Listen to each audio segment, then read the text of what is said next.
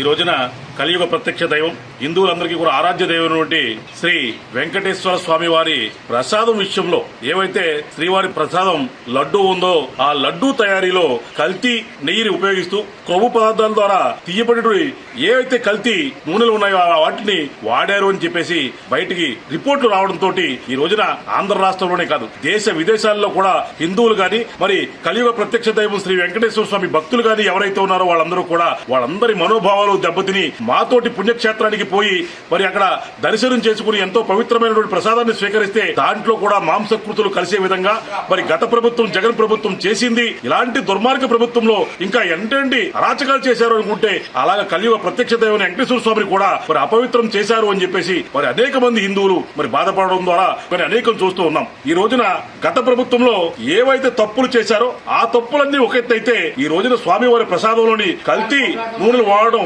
ఇంకా తప్పు అని చెప్పేసి ఈ సందర్భంగా మీ అందరికీ కూడా తెలియజేసుకుంటూ ఇలాంటి తప్పు చేసినటువంటి అనేక మంది నాయకులు మట్టికొట్టుకుపోయారు. రాబోయే రోజుల్లో దీనికి 100 రెట్లు ప్రతిఫలం ఆ చేసినటువంటి నాయకులందరూ కూడా అనుభవిస్తారు అని చెప్పే సందర్భంగా మీ అందరికీ కూడా తెలియజేయడం జరుగుతుంది.